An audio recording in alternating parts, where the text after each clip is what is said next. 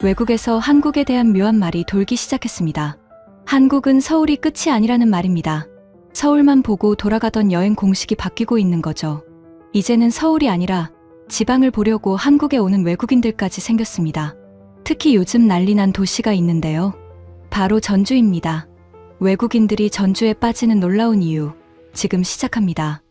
한국 최고라고 댓글을 남겨주세요. 여러분의 구독과 좋아요는 아주 큰 힘이 됩니다. 요즘 전주가 난리라던데 거기가 어디냐고요. 저는 서울 도착 첫날 저녁 호텔 로비에서 그 말을 처음 들었습니다.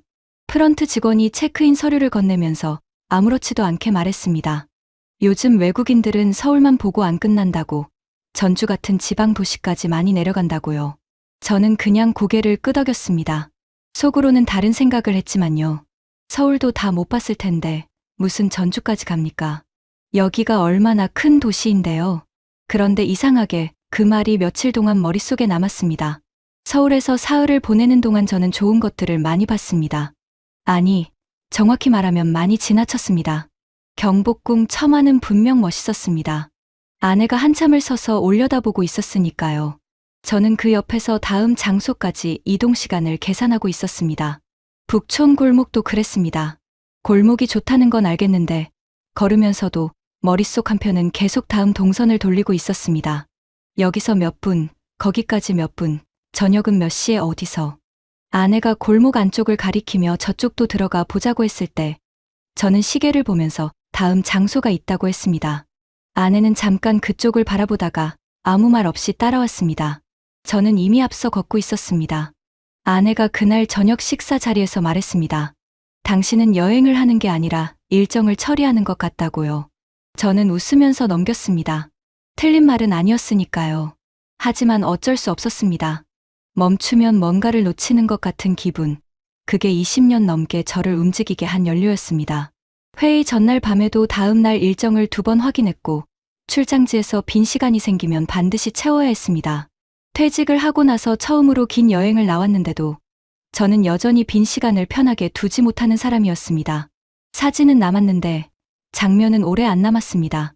잘 봤다는 기억보다 몇 군데를 돌았다는 기억만 또렷했습니다.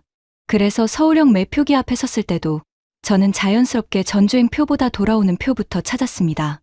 출발 시각을 확인하고 다음 동작으로 바로 넘어갔습니다. 복귀 시각 오후 5시 40분. 이걸 끊어두면 오늘 하루가 다칩니다. 아직 전주에 도착하지도 않았는데 돌아오는 시간이 먼저 정해져 있어야 마음이 놓였습니다. 저는 왕복표를 한꺼번에 끊었습니다. 전주행 1장, 서울행 1장. 표 2장이 손에 들어오자 그제야 숨이 한번 내려갔습니다. 아내가 제 옆에서 말했습니다.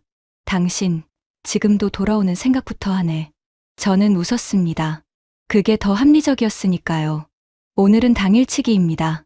한옥마을 한 바퀴 돌고 유명하다는 비빔밥 한 그릇 먹고 사진 몇 장 찍고 오후에 서울로 올라오면 됩니다.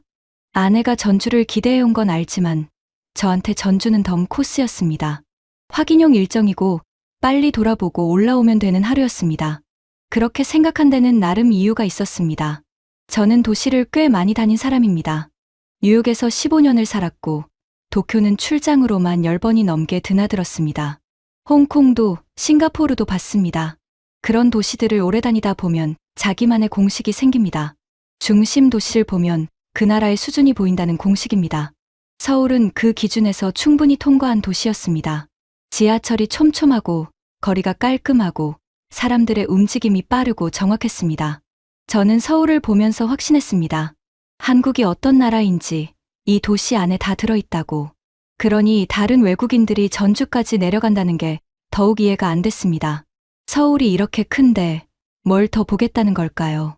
처음에 호텔 직원한테서 들었을 때도 지하철에서 전주 간다는 관광객들을 봤을 때도 저는 반쯤 유행처럼 여겼습니다. 어디를 가든 여행자들 사이에는 꼭 그런 흐름이 생깁니다. 굳이 안 가도 될 것 같은 곳이 어느 날 갑자기 필수 코스처럼 불리는 일. 전주도 그런 거겠거니 했습니다. 아내는 달랐습니다. 아내는 이 여행을 몇 달 전부터 준비했습니다. 제가 회사를 다니는 동안 함께한 여행은 늘 짧았고 늘 제 일정에 밀렸습니다. 그러니 이번만큼은 가고 싶은 곳이 있었겠죠. 전주는 그 중에서도 오래 마음에 둔 곳 같았습니다. 저는 그걸 알면서도 서울에서도 아내 걸음에 맞춰주지 못했고, 지금 이 서울역에서도 마찬가지였습니다. 아내는 옆에서 수첩을 꺼내 전주에서 가볼 곳을 다시 확인하고 있었고, 저는 방금 끄는 돌아오는 표를 재킷 안주머니에 넣고 있었습니다. 그 작은 종이 2장이 이상할 만큼 든든했습니다. 어디를 가든 나는 오늘 서울로 돌아온다. 그 확신이 거기 들어 있었습니다. 그때까지만 해도 저는 몰랐습니다. 다들 왜 전주까지 내려가는지, 그 이유를 그날 저녁이 되기 전에 제가 먼저 인정하게 될 줄은요. 플랫폼으로 내려가는 에스컬레이터 위에서 저는 재킷 안주머니부터 만졌습니다. 돌아오는 표가 거기 있었습니다. 오후 5시 40분. 종이 한 장이 손끝에 닿자 마음이 조금 놓였습니다. 아직 전주에 도착하지도 않았는데 저는 그 표부터 확인하고 있었습니다. 내려가서 보고 밥 먹고 다시 올라오면 됩니다. 그렇게만 끝나면 괜찮았습니다. 오늘 하루가 어디서 다치는지 정해져 있어야 안심하는 사람이었으니까요. KTX는 제가 타본 다른 기차들과는 완전히 달랐습니다. 뉴욕에서 기차를 타면 플랫폼부터 한 번씩 부딪힙니다. 누군가는 늦었다고 뛰고, 누군가는 문 닫히기 전에 몸을 밀어넣고, 누군가는 짜증을 냅니다. 그런데 여기서는 뛰는 사람도 없었고, 몸을 밀어넣는 사람도 없었어요. 열차는 조용히 들어왔고, 사람들은 순서대로 탔죠. 그걸 보는 순간, 저는 이상하게 긴장이 조금 풀리더라고요. 서울에서 며칠 동안 느꼈던 생각이 다시 났죠. 이 나라는 대충 굴러가는 나라가 아니라고요. 보이는 데만 반듯한 게 아니라 사람들이 움직이는 방식 안에도 질서가 스며 있는 나라라는 생각이 들었습니다. 자리에 앉고 나서도 저는 한동안 창밖보다 시간표부터 먼저 봤습니다. 전주 도착 예정 시각, 역에서 한옥마을까지 걸리는 시간, 점심은 몇 시쯤 먹어야 오후 일정이 안 밀릴지. 머릿속은 벌써 거기 가 있었습니다. 아내는 옆자리에서 창밖을 보고 있었고, 저는 또 안주머니를 만졌습니다. 표가 그대로 있다는 걸 확인하고 나서야 숨이 조금 내려갔습니다. 그런데 열차가 속도를 올리자 제 계산보다 창밖이 먼저 달라졌습니다. 서울 외곽의 아파트 단지가 빠르게 물러났고 넓은 들판이 나타났습니다. 논이었고 그 너머로 낮은 구릉이 이어졌습니다. 하늘이 갑자기 넓어졌습니다. 손목 시계를 봤습니다. 출발한 지 20분도 안 됐습니다. 그 순간 저는 조금 멍해졌습니다. 뉴욕에서 기차를 타고 20분을 가면 아직도 도시입니다. 저는 그게 당연하다고 생각해왔습니다. 그래서 서울도 비슷할 거라고 생각했죠. 그런데 여기는 아니었습니다. 서울을 떠난 지 20분 만에 풍경이 완전히 바뀌고 있었습니다.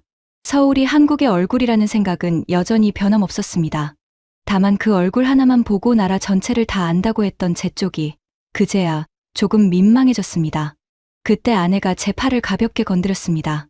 저쪽 보라고요. 산등성이 아래로 낮은 지붕들이 모여있는 마을이 지나가고 있었습니다. 아내가 작게 말했습니다. 예쁘다. 저는 고개를 끄덕였습니다. 예쁜 건 알겠는데 제 머릿속엔 그보다 먼저 다른 생각이 떠올랐습니다. 빠른 도시 하나만 잘 만든 나라가 아니라 전혀 다른 결의 공간들까지 한 나라 안에 붙여놓은 나라라는 것. 그 생각이 제 자존심을 살짝 건드렸죠. 안내 방송이 흘렀습니다. 전주 도착이 얼마 남지 않았다는 말이었습니다. 전주역 플랫폼에 내리자마자 소리가 달랐습니다. 아니, 정확히는 소리가 없었습니다. 서울역에는 늘 발소리와 안내 방송, 어딘가에서 오는 진동이 겹쳐 깔려 있었는데 여기는 달랐습니다. 지붕 위로 하늘이 넓게 열려 있었고 그 하늘이 이상할 만큼 가까웠습니다. 역사를 나오자 바람이 왔습니다. 서울 바람은 빌딩 사이를 비집고 나오는 바람입니다. 여기 바람은 넓은 데서 바로 오는 바람이었습니다. 부드럽고 방향이 일정했습니다. 높은 건물도 없었습니다. 시선이 위에서 막히지 않고 그냥 멀리 뻗어나갔습니다. 아내는 경기전 방향을 확인하고 먼저 걸었습니다. 저는 지도 앱을 열고 뒤따랐습니다. 그런데 조금 걷고 나서야 이상한 게 느껴졌습니다. 주변 사람들은 다들 천천히 걷고 있었고 저 혼자만 어딘가 급한 사람처럼 보였다는 겁니다. 서울에서는 제 속도가 아무 문제도 아니었는데 여기서는 그게 혼자 튀어 보였습니다. 경기전 돌담길이 보이기 시작했을 때도 저는 처음엔 그냥 낮은 담이라고 생각했습니다. 그런데 가까워질수록 그 담이 길게 이어졌고 크기도 다르고 모양도 다른 돌들이 서로 기대면서 버티고 있었습니다. 그 위로 오래된 나무가 넘어오고 있었습니다. 아내는 담길을 따라 걸으며 기와를 보고 담 틈에 난 풀을 봤습니다. 저는 핸드폰을 들어 사진을 찍으려다 손을 내렸습니다.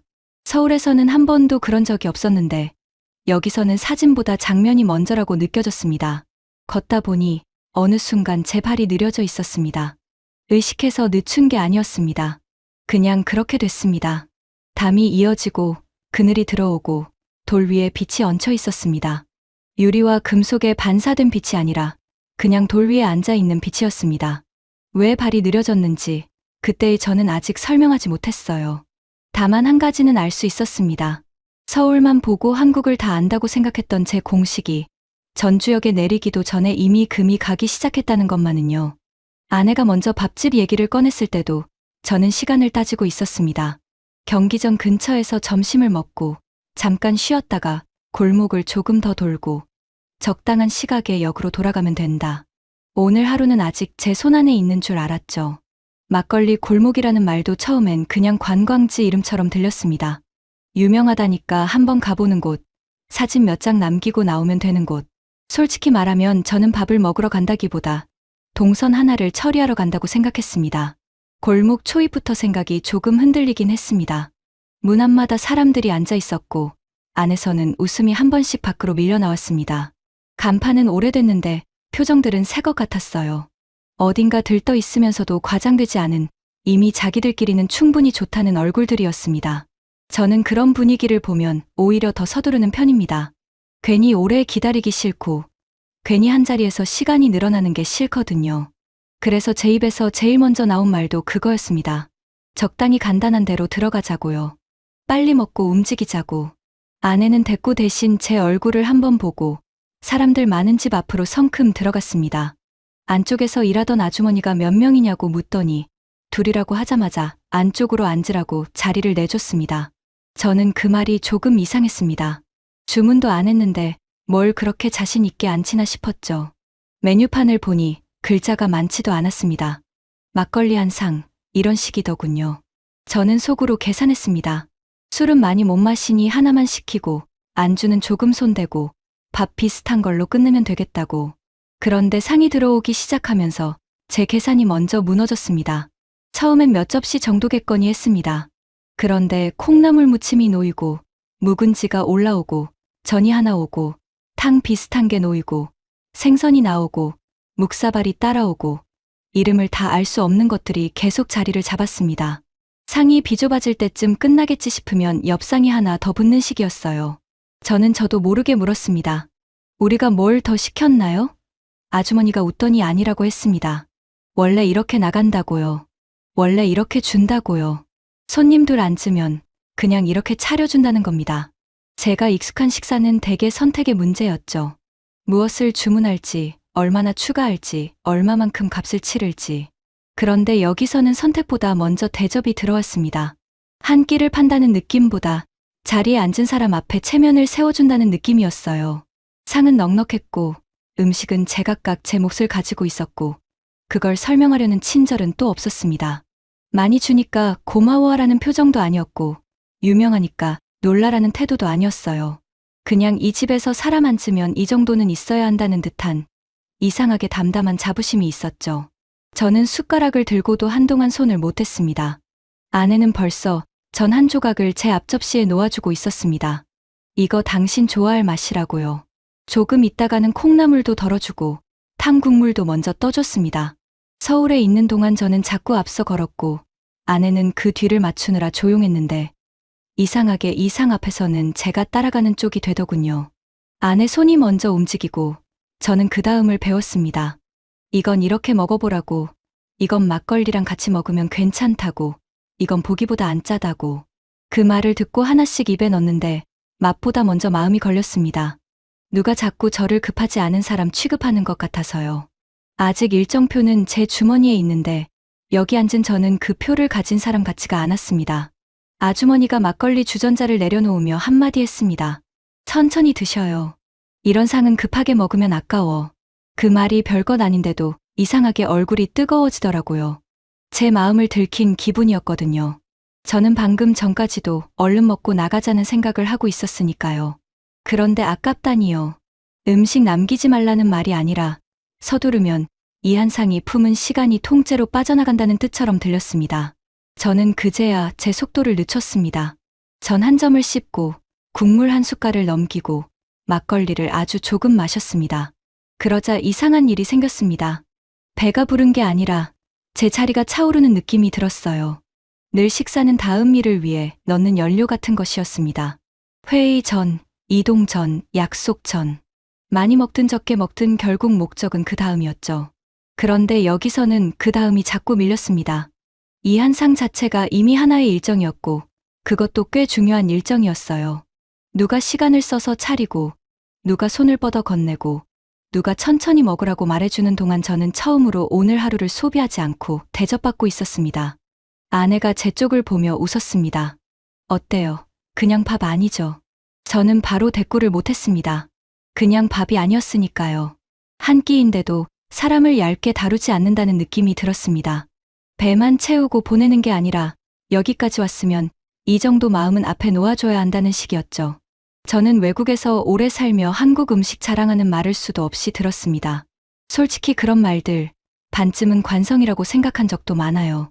그런데 이 상 앞에서는 괜히 말이 줄었습니다. 맛있다는 말로는 모자라고 푸짐하다는 말로도 덜했습니다. 이 나라는 밥 한 끼를 끼니로만 끝내지 않고 사람 대접으로 완성하려 드는구나. 그런 걸 괜히 거창하게 설명할 필요가 없더군요. 제 앞에 이미 다 깔려 있었으니까요. 문득 재킷 안주머니에 든 돌아오는 표가 생각났습니다. 아까까지는 그 표가 든든했는데 이제는 조금 성급한 종이처럼 느껴졌습니다. 아직 오후는 남아 있었고 저는 벌써 돌아갈 시간을 정해둔 사람이었죠. 그런데 상 위에 놓인 접시들을 보고 있으니 오늘을 그렇게 단정해버린 제 방식이 참 얄팍하게 느껴졌습니다. 많이 차려진 음식 때문만은 아니었습니다. 이 도시가 사람을 붙잡는 방식이 억지스럽지 않아서 더 그랬습니다. 보라고 소리치지 않고 먹어보면 안다고 말하지도 않고 그냥 앉힌 다음 이런 상을 내어놓는 겁니다. 그리고 그걸 받아든 사람이 스스로 민망해지게 만들어요. 한국을 좀 안다고, 도시를 좀 봤다고, 여행이란 원래 효율적으로 움직이는 거라고 믿던 제 쪽이요. 그 상 앞에서 저는 오랜만에 끝나는 시간보다 지금 이 자리를 먼저 생각했습니다. 얼마 남았는지보다 지금 앞에 놓인 걸 놓치지 않는 게 먼저였습니다. 아내가 제 앞에 또 한 점을 얹어주자 저는 처음으로 말했습니다. 천천히 먹자고요. 빨리 움직일 필요 없겠다고요. 그 말이 입에서 나오는데 꼭 다른 사람이 대신 말해준 것처럼 어색하면서도 이상하게 편했습니다. 아내는 그냥 웃었고 저는 그 웃음이 오늘 들어 가장 덜 미안한 순간이라는 걸 알았습니다. 막걸리 잔을 내려놓으며 저는 속으로만 인정했습니다. 서울행표를 먼저 끊어준 사람이 전주에서는 밥상 하나 앞에서도 자기 계산이 무너질 줄 몰랐다고요. 그리고 그런 식으로 계획을 무너뜨리는 도시라면 사람들이 왜 굳이 여기까지 내려오는지 더 이상 설명을 들을 필요가 없었습니다. 식당을 나설 때쯤 저는 길을 먼저 정하지 않았습니다. 보통의 저라면 문을 나서자마자 어느 방향으로 돌지, 몇 분 안에 어디를 찍고 갈지부터 정했을 겁니다. 그런데 그날은 이상하게 배보다 마음이 먼저 가라앉아 있었어요. 아내도 걸음이 느렸고 저도 그 속도를 굳이 앞지르지 않았습니다. 골목 바깥으로 나오자 햇빛이 조금 기울어 있었는데 저는 처음으로 지도 앱 대신 사람 얼굴을 먼저 보게 됐습니다. 어디로 가면 좋을지 잠깐 망설이던 참에 아내가 작은 소품 가게가 모여있는 쪽을 가리켰습니다. 저는 습관처럼 휴대폰을 꺼내려다가 손을 멈췄습니다. 방금 전까지 한 상 앞에서 그렇게 얻어먹고 나왔는데 또 화면부터 보는 게 좀 민망했거든요. 그래서 지나가던 중년 부부에게 길을 물었습니다. 저쪽 시장 가려면 어느 쪽으로 가면 될까요? 그랬더니 남자가 손가락으로 방향만 대충 짚는 대신 아예 두 걸음 옆으로 와서 골목 안쪽을 같이 봐주더군요. 그냥 큰 길로 돌지 말고 저 골목으로 쏙 들어가세요. 그늘도 있고 금방이에요.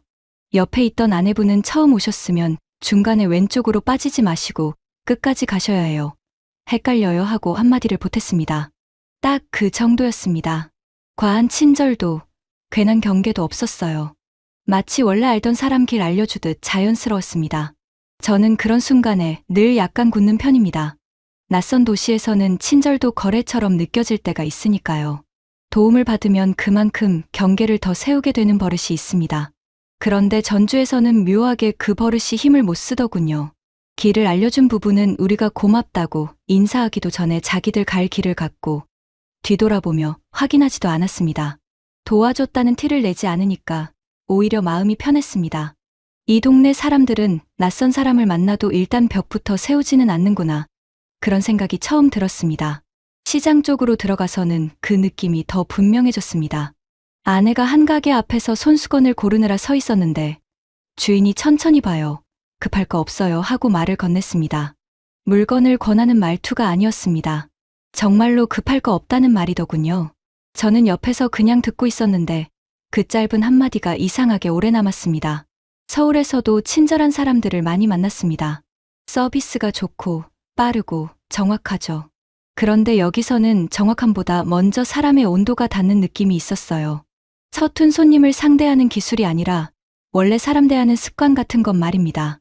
아내가 고른 손수건을 계산하는 동안 저는 건너편 과일 좌판을 보고 있었습니다. 상인이 제 쪽을 힐끗 보더니 한번 드셔봐요 하며 조각 하나를 내밀었습니다. 저는 손사래부터 쳤습니다. 괜찮다고, 안 사도 된다고.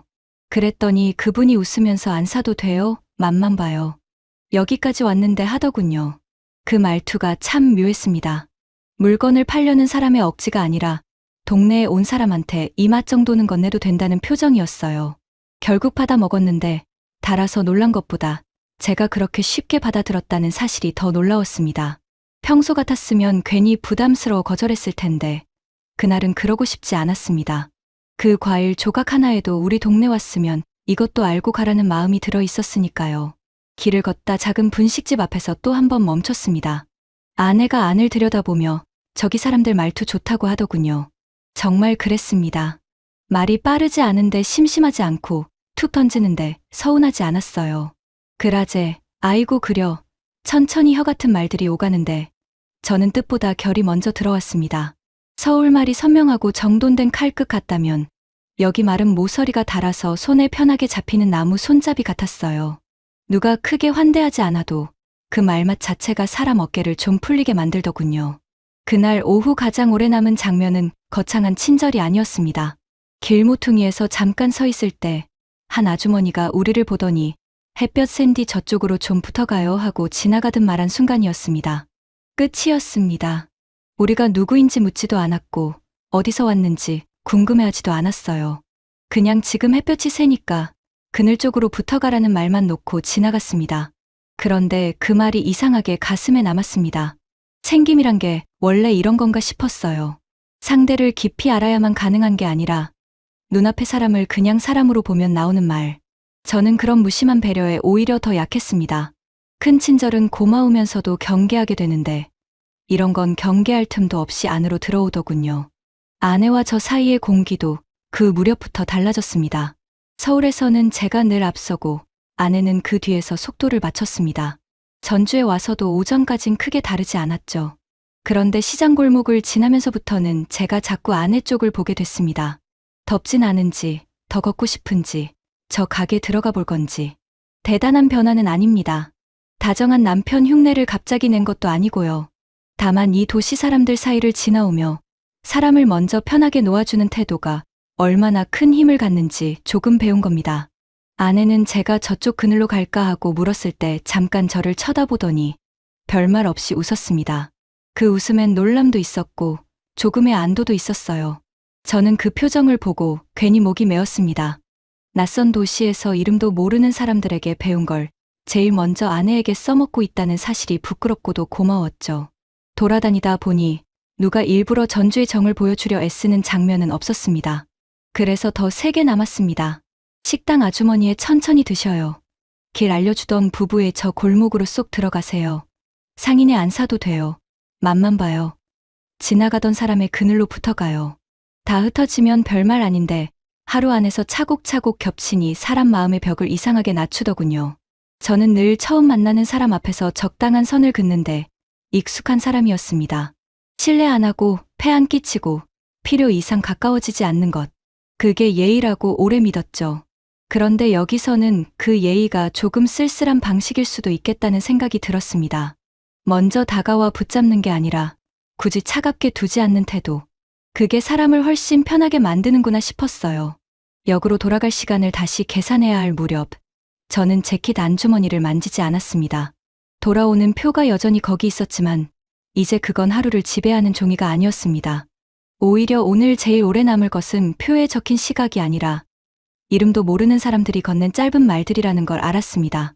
서울이 빠르고 정교한 얼굴이라면 전주는 사람 사이의 간격을 어떻게 다루는지 보여주는 얼굴 같았습니다. 둘 중 어느 하나가 더 낫다는 뜻은 아니에요. 다만 저는 한국을 너무 한쪽 얼굴로만 읽고 있었던 겁니다.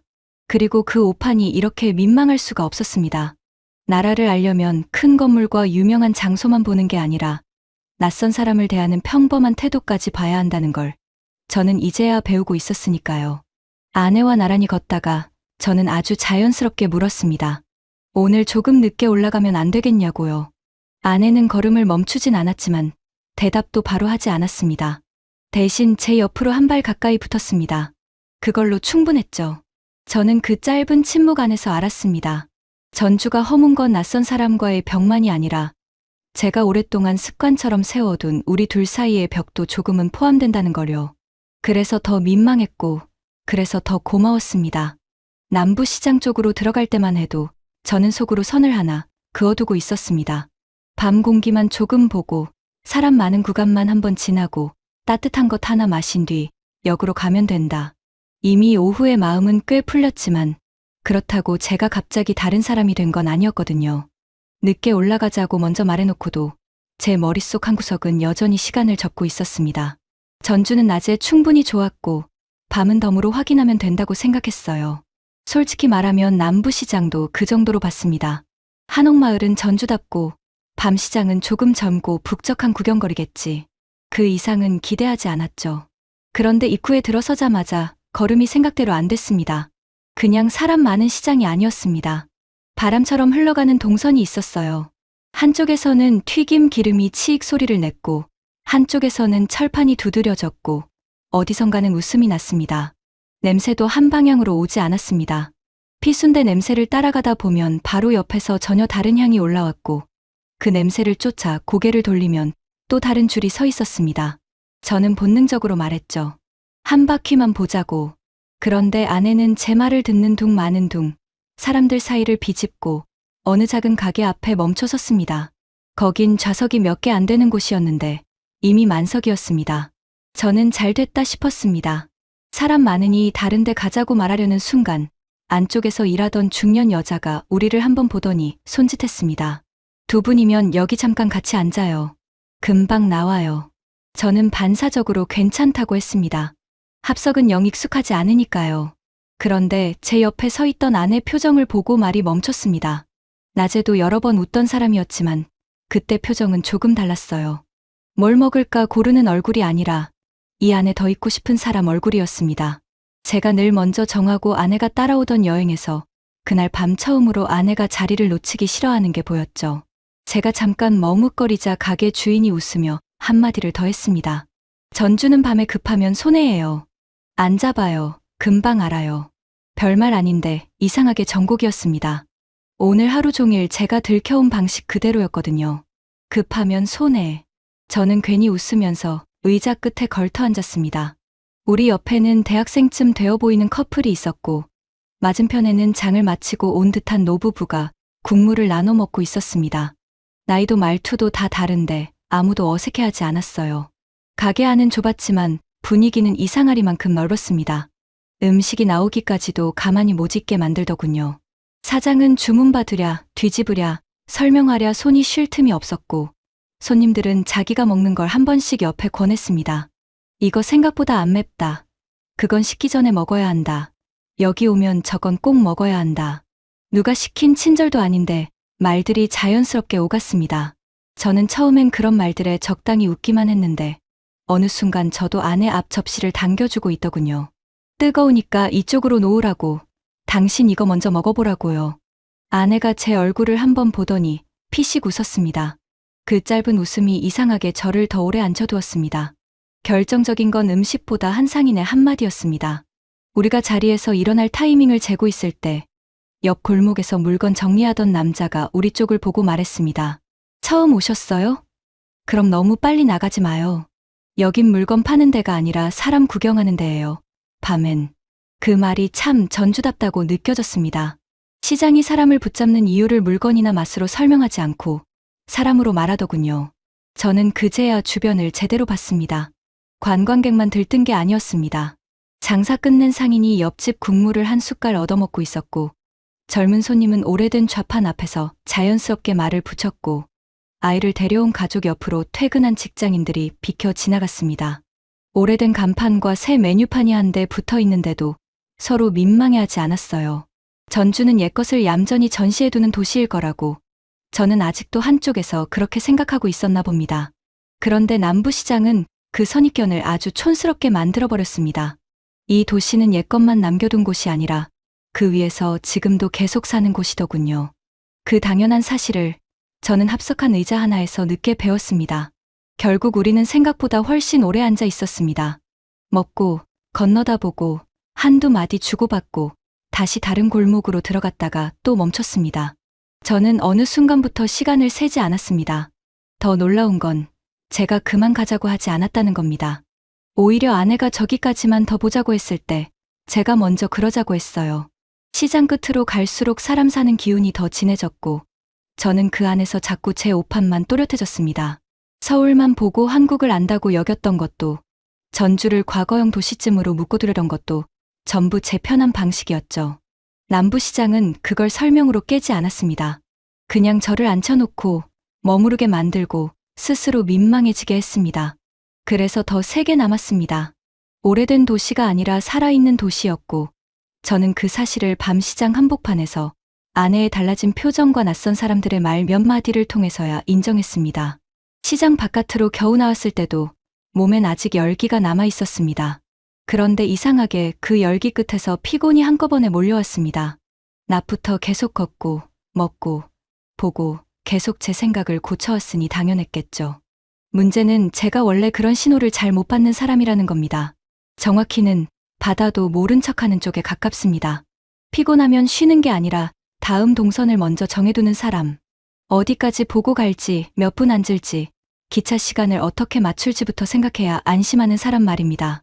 그런데 그날 밤은 달랐어요. 아내가 모주 한잔 하자고 했을 때 저는 처음으로 계산보다 의자가 먼저 떠올랐습니다. 앉고 싶었습니다. 잔이 놓이자 저는 습관처럼 먼저 향부터 맡았습니다. 술 냄새가 먼저 치고 올라오는 종류가 아니더군요. 달고 따뜻한 향이 먼저 왔고 그 뒤에 생강인지 계피인지 모를 온기가 따라왔습니다. 한 모금 넘기자 몸 안쪽에서 힘이 툭 풀리는 게 느껴졌어요. 취기가 확 오르는 술이 아니라 제가 꽉 잡고 있던 손잡이를 슬쩍 빼앗아가는 쪽에 가까웠습니다. 어깨가 내려가고 턱에 들어간 힘이 빠지고 휴대폰을 내려놓게 됐습니다. 머리로는 아직 다음을 생각하려 하는데 몸이 먼저 그만하라고 말하는 느낌이었죠. 저는 그게 낯설었습니다. 늘 생각이 비워져야 쉬는 줄 알았는데 이날은 몸이 먼저 저를 쉬게 만들었습니다. 아내가 제 쪽을 보고 물었습니다. 좀 풀렸어요? 예전 같았으면 바로 아니라고 했을 겁니다. 이 정도로 무슨, 아직 멀쩡하다고. 그런데 그날은 부정하는 말이 안 나왔습니다. 잔을 다시 들었다 내려놓고 저는 좀 민망한 목소리로 말했어요. 나 오늘 처음으로 안 급한 것 같아. 아내는 웃었지만 놀리는 웃음은 아니었습니다. 오래 기다리던 답을 들은 사람 얼굴이었죠. 그 표정을 보는데 괜히 가슴이 걸렸습니다. 오늘 하루 종일 제가 바뀌고 있다는 걸 어쩌면 아내는 저보다 먼저 보고 있었을지도 모르겠더군요. 밖으로 나와 천변 쪽에 잠깐 섰을 때 저는 주머니 속 서울행표를 떠올렸습니다. 아까까지는 그 종이가 하루의 중심이었는데 이제는 제일 먼저 버려야 할 고집처럼 느껴졌어요. 저는 잠깐 망설이다가 먼저 말을 꺼냈습니다. 우리 오늘 그냥 올라가지 말자. 내가 표 바꿀게. 내일 올라가도 되잖아. 그 말이 입에서 나오자 저부터 조용해졌습니다. 큰 결심이라기보다 오래 붙들고 있던 걸 놓는 소리 같았어요. 아내는 바로 대답하지 않았습니다. 대신 제 얼굴을 한참 보다가 아주 작게 그러자고 했습니다. 그 한마디가 이상하게 오래 울렸습니다. 제가 먼저 일정을 늦추자고 한 것도 처음이었지만 아내가 제 말을 그렇게 편하게 받아주는 얼굴을 보는 것도 오랜만이었거든요. 저는 그 자리에서 휴대폰을 꺼내 표를 다시 들여다봤습니다. 그런데 이번엔 시간에 쫓기는 기분이 없었습니다. 바꿔도 되고 안 급해도 되고 오늘은 여기서 끝내도 된다는 생각이 먼저였습니다. 아내가 옆에서 말했죠. 진짜 괜찮겠어요? 저는 웃으면서 대답했습니다. 오늘은 당신 따라갈게. 이제 좀 그럴 때도 됐지. 말해놓고 보니 참 단순한 문장이었어요. 그런데 이상하게도 그 말 하나가 저한테는 아주 크게 남았습니다. 미안하다는 말보다 먼저 나왔고 고맙다는 말만큼이나 솔직했어요. 늘 앞서 걷고 정하고 맞추게 만들던 사람이 그날 밤 처음으로 따라가겠다고 했으니까요. 아내는 아무 말 없이 제 팔짱을 꼈습니다. 거창한 화해도 감동적인 고백도 없었습니다. 다만 제가 더 이상 다음을 끌고 가지 않는 순간 아내가 조용히 제 옆으로 붙었다는 사실. 그걸로 충분했습니다. 모주가 대단한 술이라서 그런 건 아닐 겁니다. 다만 어떤 밤에는 따뜻한 한 잔이 사람의 버릇보다 먼저 몸을 풀어놓을 때가 있죠. 저는 그날 처음으로 쉬는 걸 빈 시간이나 낭비로 느끼지 않았습니다. 사람을 원래 자리로 돌려놓는 시간에 더 가까웠어요. 그리고 그 원래 자리에는 늘 제 한 발 뒤에 있던 아내가 아니라 제 옆에 선 아내가 있었습니다. 전주가 제게 해준 일도 결국 그거였습니다. 서울을 깎아내리지도 않고 자기 매력을 떠들지도 않으면서 제 성급한 공식을 하나씩 민망하게 만드는 것. 남부시장에서 붙잡히고 모주 앞에서 풀리고 결국 제가 먼저 내일로 미루자고 말하게 만든 밤. 저는 아마 이 전주의 밤을 오래 기억할 겁니다. 무언가 대단한 걸 봐서가 아니라 늦게 깨닫는 남자가 아주 작은 한마디를 겨우 입 밖에 내던 밤이었으니까요. 모주집을 나와 벤치에 잠깐 앉았을 때까지도 저는 아직 서울로 돌아가는 사람 쪽에 더 가까웠습니다. 몸은 풀렸는데 손은 안 풀리더군요. 재킷 안주머니에서 휴대폰을 꺼내자 오후 5시 40분 서울행 승차권이 그대로 떠 있었습니다. 오늘 하루가 저 표 한 장에 묶여 있다는 사실이 다시 또렷해졌어요. 취소 버튼은 화면 아래 작게 붙어 있었는데 이상하게 그 작은 글자가 제일 먼저 보였습니다. 그냥 올라가면 됩니다. 원래 계획대로 끝내면 돼요. 서울 숙소도 이미 잡혀 있고 짐도 거기 있고 내일 동선도 다 이어집니다. 저는 그런 식으로 하루를 닫아두는데 익숙한 사람입니다. 그런데 막상 손가락을 가져다 대니 눌리질 않았습니다. 돈이 아까워서라기보다 제가 정해둔 질서를 제 손으로 지운다는 게 더 걸렸죠. 표를 들고 있을 때는 든든했는데 막상 없애려니 그 종이가 안전핀처럼 느껴졌습니다. 아내가 옆에서 물었습니다. 진짜 바꿀 거예요? 그 말이 재촉처럼 들리진 않았습니다. 당신이 정하라는 말이었어요. 더 있자고 밀지도 않았고 그냥 가자고 받아주지도 않았습니다. 저는 그게 오히려 더 숨 막혔습니다. 핑계를 대려면 상대가 잡아줘야 하는데 아내는 그날 처음부터 끝까지 제 몫으로 남겨두더군요. 제가 정하면 따라오겠다는 얼굴이었고 바로 그 표정 때문에 더 쉽게 도망칠 수가 없었습니다. 저는 화면을 한번 끄고 다시 켰습니다. 승차권 취소, 수수료 안내, 환불 금액 확인. 단계는 간단했는데 손끝은 자꾸 멈췄습니다. 그때 아내가 아주 조용히 말했어요. 꼭 오늘 올라가야 하는 건 아니잖아요. 그 말에 더 이상 길게 생각할 여지가 없어졌습니다. 맞습니다. 꼭 그래야 하는 건 아니었어요.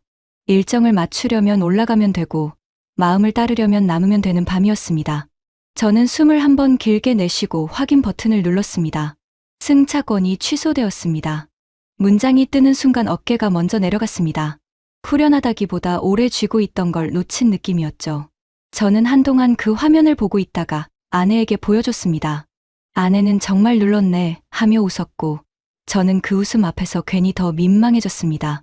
표 한 장 취소하는데 하루가 다 걸렸으니까요. 그래도 화면을 다시 살릴 생각은 들지 않았습니다.